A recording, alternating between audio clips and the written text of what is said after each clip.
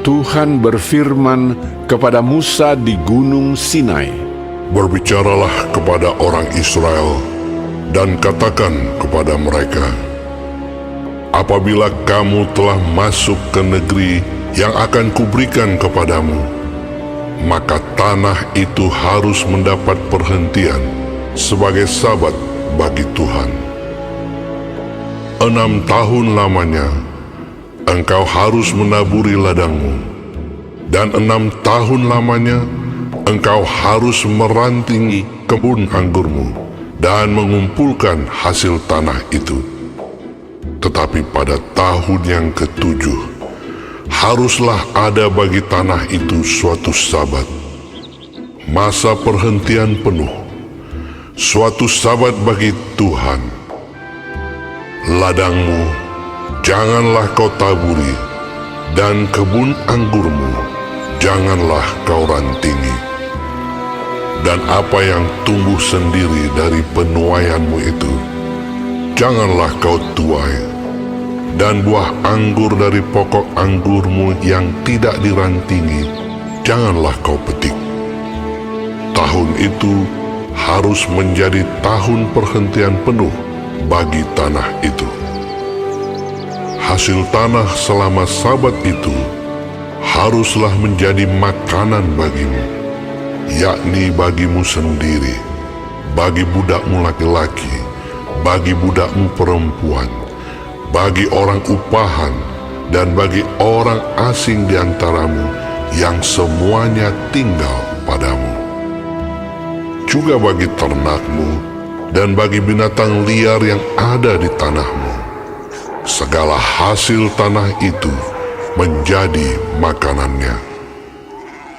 Selanjutnya engkau harus menghitung 7 tahun sabat, yakni 7 kali 7 tahun, sehingga masa 7 tahun sabat itu sama dengan 49 tahun.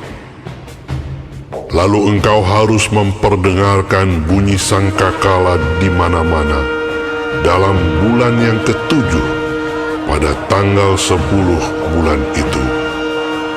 Pada hari raya pendamaian, kamu harus memperdengarkan bunyi sangkakala itu di mana-mana di seluruh negerimu. Kamu harus menguduskan tahun yang ke-50 dan memaklumkan kebebasan di negeri itu bagi segenap penduduknya.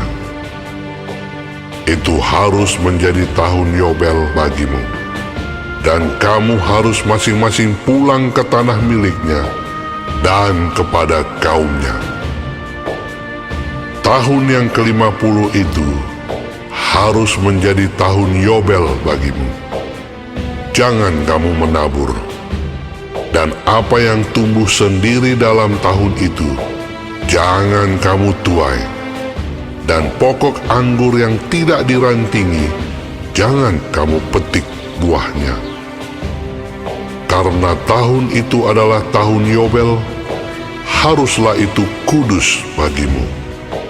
Hasil tahun itu yang hendak kamu makan harus diambil dari ladang. Dalam tahun Yobel itu, kamu harus masing-masing pulang ke tanah miliknya. Apabila kamu menjual sesuatu kepada sesamamu atau membeli daripadanya, janganlah kamu merugikan satu sama lain. Apabila engkau membeli dari sesamamu, haruslah menurut jumlah tahun sesudah tahun Yobel. Dan apabila ia menjual kepadamu, haruslah menurut jumlah tahun panen. Makin besar jumlah tahun itu, makin besarlah pembeliannya. Dan makin kecil jumlah tahun itu, makin kecillah pembeliannya. Karena jumlah panenlah yang dijualnya kepadamu. Janganlah kamu merugikan satu sama lain, tetapi engkau harus takut akan Allahmu, sebab Akulah Tuhan Allahmu. Demikianlah kamu harus melakukan ketetapanku dan tetap berpegang pada peraturanku serta melakukannya. Maka kamu akan diam di tanahmu dengan aman tentram. Tanah itu akan memberi hasilnya, dan kamu akan makan sampai kenyang dan diam di sana dengan aman tentram. Apabila kamu bertanya, apakah yang akan kami makan dalam tahun yang ketujuh itu? Bukankah kami tidak boleh menabur dan tidak boleh mengumpulkan hasil tanah kami? Maka aku akan memerintahkan berkatku kepadamu dalam tahun yang keenam, supaya diberinya hasil untuk 3 tahun. Dalam tahun yang ke-8, kamu akan menabur, tetapi kamu akan makan dari hasil yang lama sampai kepada tahun yang ke-9. Sampai masuk hasilnya, kamu akan memakan yang lama. Tanah jangan dijual mutlak, karena akulah pemilik tanah itu, sedang kamu adalah orang asing dan pendatang bagiku. Di seluruh tanah milikmu, haruslah kamu memberi hak menebus tanah. Apabila saudaramu jatuh miskin, sehingga harus menjual sebagian dari miliknya, maka seorang kaumnya yang berhak menebus, yakni kaumnya yang terdekat, harus datang dan menebus yang telah dijual saudaranya itu. Apabila seseorang tidak mempunyai penebus, tetapi kemudian ia mampu, sehingga didapatnya yang perlu untuk menebus miliknya itu, maka ia harus memasukkan tahun-tahun sesudah penjualannya itu dalam perhitungan. Dan kelebihannya haruslah dikembalikannya kepada orang yang membeli daripadanya, supaya ia boleh pulang ke tanah miliknya. Tetapi jikalau ia tidak mampu untuk mengembalikannya kepadanya, maka yang telah dijualnya itu tetap di tangan orang yang membelinya sampai kepada tahun Yobel. Dalam tahun Yobel, tanah itu akan bebas, dan orang itu boleh pulang ke tanah miliknya. Apabila seseorang menjual rumah tempat tinggal di suatu kota yang berpagar tembok, maka hak menebus hanya berlaku selama setahun, mulai dari hari penjualannya. Hak menebus berlaku hanya 1 tahun. Tetapi jikalau rumah itu tidak ditebus dalam jangka waktu setahun itu, rumah itu secara mutlak menjadi milik si pembeli turun-temurun. Dalam tahun Yobel, rumah itu tidaklah bebas. Tetapi rumah-rumah di desa-desa yang tidak dikelilingi pagar tembok haruslah dianggap sama dengan ladang-ladang di negeri itu. Atasnya harus ada hak menebus, dan dalam tahun Yobel, rumah itu harus bebas. Mengenai rumah-rumah di kota-kota orang Lewi, hak menebus rumah-rumah itu ada pada orang-orang Lewi untuk selama-lamanya. Sekalipun dari antara orang Lewi yang melakukan penebusan, tetapi rumah yang terjual di kota miliknya itu haruslah bebas dalam tahun Yobel. Karena segala rumah di kota-kota orang Lewi adalah milik mereka masing-masing di tengah-tengah orang Israel. Dan padang penggembalaan sekitar kota-kota mereka janganlah dijual, karena itu milik mereka untuk selama-lamanya. Apabila saudaramu jatuh miskin, sehingga tidak sanggup bertahan di antaramu, maka engkau harus menyokong dia sebagai orang asing dan pendatang, supaya ia dapat hidup di antaramu.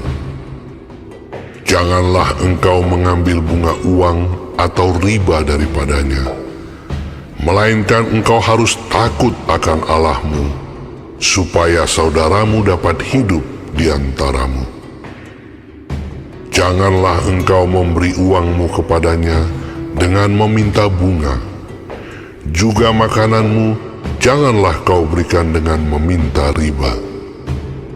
Akulah Tuhan Allahmu, yang membawa kamu keluar dari tanah Mesir, untuk memberikan kepadamu tanah Kanaan, supaya Aku menjadi Allahmu. Apabila saudaramu jatuh miskin di antaramu, sehingga menyerahkan dirinya kepadamu, maka janganlah memperbudak dia. Sebagai orang upahan dan sebagai pendatang, ia harus tinggal di antaramu.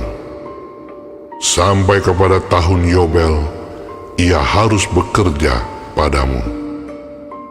Kemudian ia harus diizinkan keluar daripadamu, ia bersama-sama anak-anaknya, lalu pulang kembali kepada kaumnya, dan ia boleh pulang ke tanah milik nenek moyangnya. Karena mereka itu hamba-hambaku yang kubawa keluar dari tanah Mesir, janganlah mereka itu dijual secara orang menjual budak. Janganlah engkau memerintah dia dengan kejam, melainkan engkau harus takut akan Allahmu. Tetapi budakmu laki-laki atau perempuan yang boleh kau miliki adalah dari antara bangsa-bangsa yang di sekelilingmu. Hanya dari antara merekalah kamu boleh membeli budak laki-laki dan perempuan. Juga dari antara anak-anak pendatang yang tinggal di antaramu, boleh kamu membelinya. Dan dari antara kaum mereka yang tinggal di antaramu, yang dilahirkan di negerimu, orang-orang itu boleh menjadi milikmu. Kamu harus membagikan mereka sebagai milik pusaka kepada anak-anakmu yang kemudian, supaya diwarisi sebagai milik. Kamu harus memperbudakkan mereka untuk selama-lamanya. Tetapi atas saudara-saudaramu, orang-orang Israel, janganlah memerintah dengan kejam yang satu sama yang lain. Apabila seorang asing atau seorang pendatang di antaramu telah menjadi mampu, sedangkan saudaramu yang tinggal padanya jatuh miskin, sehingga menyerahkan dirinya kepada orang asing atau pendatang yang di antaramu itu, atau kepada seorang yang berasal dari kaum orang asing, maka sesudah ia menyerahkan dirinya, ia berhak ditebus, yakni seorang dari antara saudara-saudaranya boleh menebus dia, atau saudara ayahnya, atau anak laki-laki saudara ayahnya, atau seorang kerabatnya yang terdekat dari kaumnya, atau kalau ia telah mampu, ia sendiri berhak menebus dirinya. Bersama-sama dengan si pembelinya, ia harus membuat perhitungan, mulai dari tahun ia menyerahkan dirinya kepada orang itu sampai kepada tahun Yobel, dan harga penjualan dirinya haruslah ditentukan menurut jumlah tahun-tahun itu. Masa ia tinggal pada orang itu haruslah dihitung seperti masa kerja orang upahan. Jikalau jumlah tahun itu masih besar, maka dari harga pembeliannya harus dikembalikan sebagai penebus dirinya menurut jumlah tahun itu. Jika waktu yang masih tinggal sampai kepada tahun Yobel sedikit lagi saja, maka ia harus membuat perhitungan dengan orang itu. Menurut jumlah tahun itulah ia harus membayar uang tebusan dirinya.